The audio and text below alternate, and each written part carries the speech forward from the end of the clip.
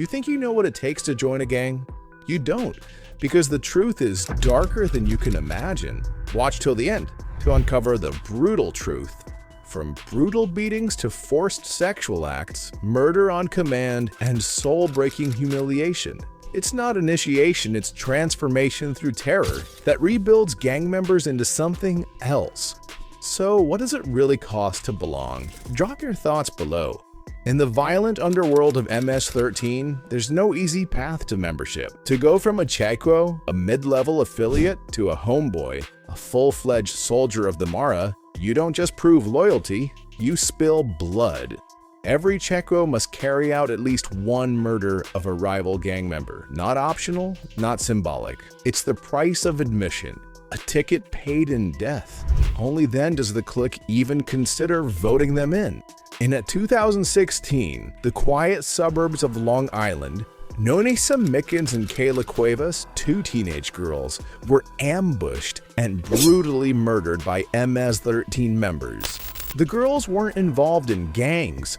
They were simply targeted, random, cold, and calculated. Their deaths were part of an initiation ritual, a monstrous act meant to instill fear within the gang. The ritual that follows is brutal. The beat-in is also a key part of that reputation. The beat-in is a 13-second beating. 13 members, 13 seconds. But those seconds stretch into an eternity. Recruits are often beaten with fists, feet, belts, or whatever is at hand. The goal isn't just to inflict pain, it's to break the recruit's spirit, to test their resilience, and to prove they can endure the gang's harsh realities. They beat you until you can't stand. If you survive, you're in.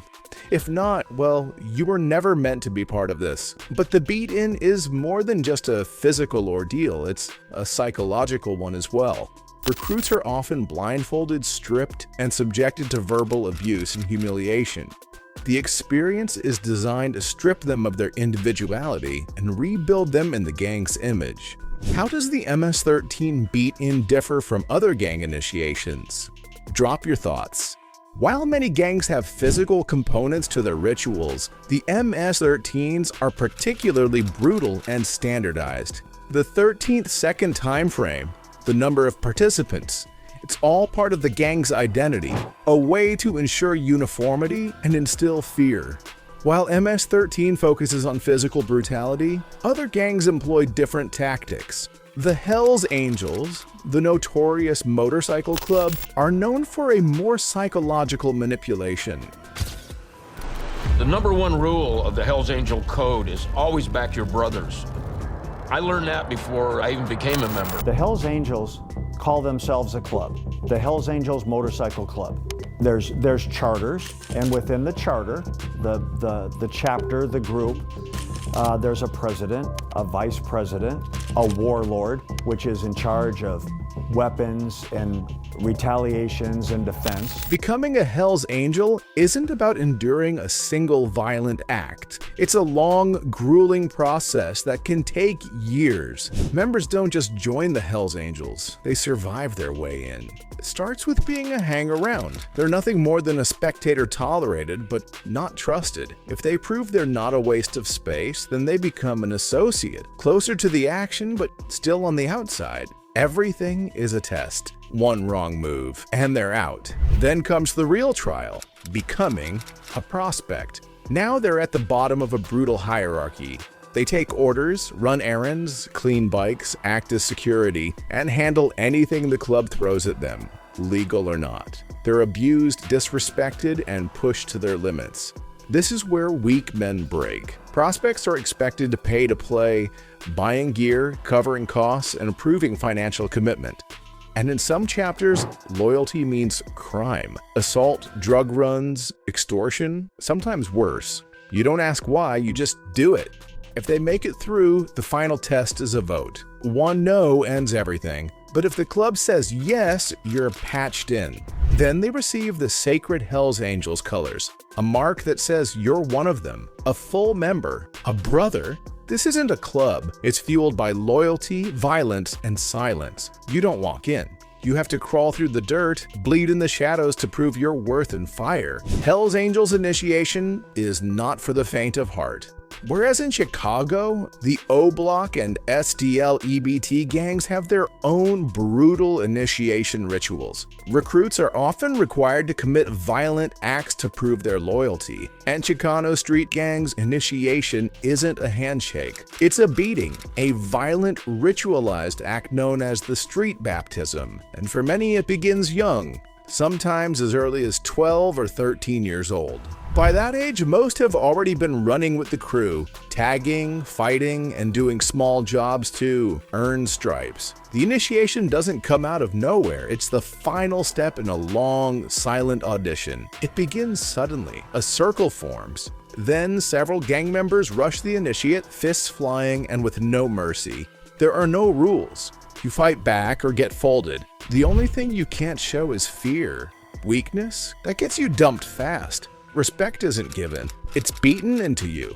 The brutality varies based on who you know, where you're from, and the state of mind of those delivering the beating. But this isn't just violence for the sake of it. It's deeper. It's identity. It's manhood. Much like tribal initiation rites, this street baptism forces boys to confront pain, fear, and transformation. You leave that circle different, bruised but born again, into the gang, into the life. It's not just a test, it's a message. You belong to something now, something bigger, something dangerous. And the blood in, blood out is the gang mentality. To join, you shed blood. To leave, you shed more. It's the ultimate test of loyalty. If you've earned your place in the gang, you've proven you'll kill or die for it. In most cases, blood out means death for those who want to leave the gang. Once you're in, there's no going back. This idea of no escape from an unbreakable bond formed through blood is what keeps many members stuck in their lives of crime. You can't just leave because you change your mind. The gang owns you. It's this brutal code that often keeps gang members loyal. The threat of death is more than a deterrent. It's the glue that keeps the gang together. It makes leaving the gang nearly impossible, trapping individuals in a cycle of violence. Gang life doesn't discriminate, and neither does the pain of being initiated. While most focus falls on male gang rituals, there's a darker corner of this world, the initiation of female gang members.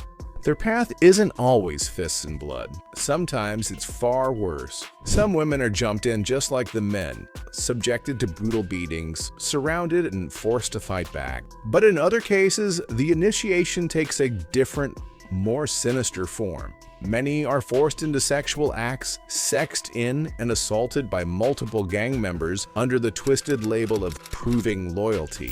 Others are tasked with committing crimes, robberies, stabbings, even acting as bait for setups, all to show they'll do whatever it takes. For women, the gang isn't just violence, it's control. Many suffer domestic violence, treated as property rather than equals. Their pain is real, but their voices are often silenced, even in the world of crime. Women are expected to sacrifice, obey, and endure, yet their struggles remain hidden in the shadows of gang lore. These brutal initiation rituals lie a powerful psychological force, bonding through shared trauma. When individuals endure extreme pain, humiliation, and fear together, something changes. It forges a connection stronger than ordinary friendship. That's what keeps the gang together. This shared trauma breeds loyalty and obligation. Members feel like they owe the gang and each other. It's why many stay even when they want to leave, because leaving feels like betrayal. So, how does this trauma-driven bonding affect long-term behavior? That's what experts weigh in on next. These rituals are designed to break down the individual and rebuild them as part of the group. For lost, angry youth, it offers identity, belonging, even purpose. The shared violence becomes glue. That emotional connection can be more powerful than family. It's distorted, but it feels real. And that's what keeps them loyal. And it's why breaking free is so hard. Thanks for watching. Until the next chapter in the Outlaw Book.